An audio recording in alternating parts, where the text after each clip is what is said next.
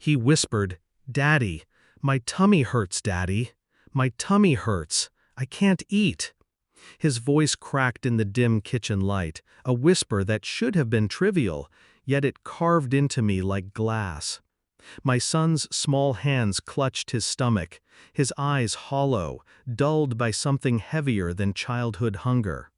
Dinner sat untouched again, third night in a row. My wife sighed, the irritation rehearsed. "He's just a picky eater, stop worrying, he'll grow out of it."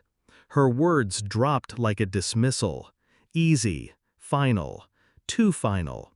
But my eyes drifted to the lunchbox on the counter, the one she packed every morning with a smile too sharp, too forced.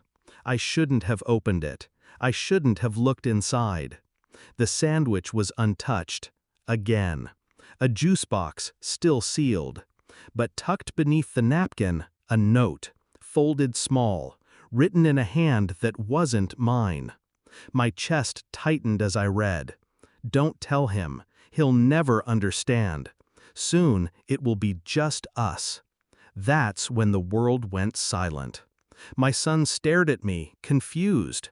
My wife reached for the box, too quickly. And me? I just closed it, slowly, carefully, like sealing a coffin. The note burned in my palm, and I knew. This wasn't about food. This was about betrayal. I lay awake that night, staring at the ceiling. Her breathing beside me was steady, measured, the rhythm of someone at peace, or someone practiced at pretending. I replayed the note again and again. The handwriting, the phrasing, the familiarity buried in the curves of each letter. Don't tell him. Who was him? Me? My son? Both? I wanted to wake her, demand answers. But anger wouldn't serve me. Rage only clouds. Precision cuts deeper. So I stayed still. I let the silence seep into my bones until I could wear it like armor. The next morning, she hummed as she packed the lunchbox again. My son sat slouched at the table, eyes shadowed. I studied them both carefully. Her too bright smile, his too heavy silence. And I realized this wasn't sudden. I had missed the signs, the skipped meals, the late-night messages she shielded from my eyes, the way she touched her phone like it was alive. The betrayal wasn't new, it was only new to me. I began collecting, quietly. I started with the lunchbox. Every evening when the house was still, I checked. Hidden notes, half-written messages, a pattern of secrecy, each one careful, but not careful enough. Then the phone bills, names I didn't recognize, numbers repeated at hours that bled into the night. I didn't confront her. I smiled instead, kissed her cheek when she left, listened when she complained about exhaustion, about needing space. My silence became her freedom. She thought she was winning, but inside, the storm grew. I installed a tracker on her car. I traced the addresses she lingered at. A modest apartment on the east side, curtains always drawn, a man's shadow sometimes passing by the window. And still, I said nothing. Instead, I collected. Photos, receipts, dates, evidence, all neatly organized in a folder I locked away. Then I turned to my son. His eyes spoke what his mouth could not. He had seen things, felt things. The tummy aches weren't about food. They were the weight of secrets, pressing from the inside out. One night as I tucked him in, his whisper froze my blood. "Mommy says, don't tell you." I didn't flinch. I didn't speak. I just kissed his forehead and left the room. The truth was almost ready to reveal itself, and I was almost ready to let it. The DNA test arrived in a plain envelope, no return address, just truth sealed in paper. I opened it slowly, methodically, my hands steady, my heart not. One word repeated itself across the page: excluded. Not mine. My son. My boy. Not mine. The silence that followed was heavier than grief. He had my eyes, my laugh, but not my blood. And suddenly, every picky eater excuse was poisoned.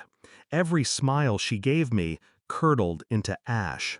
That night, I didn't rage. I didn't accuse. I simply slid the envelope across the table to her as she poured herself a glass of wine. Her hand froze on the stem. Her eyes flicked to the paper, then back to me. No words. Just the shatter of glass against wood when she dropped it. I can explain. I leaned back, calm, detached. Don't bother. Her lips trembled, searching for lies that could hold. But lies wilt when faced with truth written in black and white. She crumbled before me, and I remained still. The next morning, I placed the folder, the photos, the notes, the records on the kitchen counter. She found it before breakfast, flipping through page after page as her face drained of color. Her voice broke. "You followed me?" "No," I said flatly. "I watched you. That's different." Her eyes widened, panic twisting her features. She begged, pleaded, promised change. But her words slid off me like water on stone. When the police arrived, called by me, not her, she looked betrayed, as if I had wronged her. They asked about the man, about the apartment, about the child she'd passed off as mine. I didn't raise my voice. I didn't touch her. I simply told the truth. Calm, cold, precise. By the time they escorted her away, she looked small, broken. And I didn't feel relief or victory, only clarity. The game was over, and I had won. That night I sat beside my son as he slept. His chest rose and fell in steady rhythm, unaware of the storm that had torn through the house. He wasn't mine, not by blood, but he was mine in every way that mattered. I would raise him, protect him, not because of her, but in spite of her. I had been blind once, not anymore. Betrayal had sharpened me, stripped me down to something harder, colder, truer. As I turned off the light, I whispered, not to him, but to myself, "Never again." And when the door closed behind me, it felt final, a clean severing. Her world had collapsed, mine had just begun.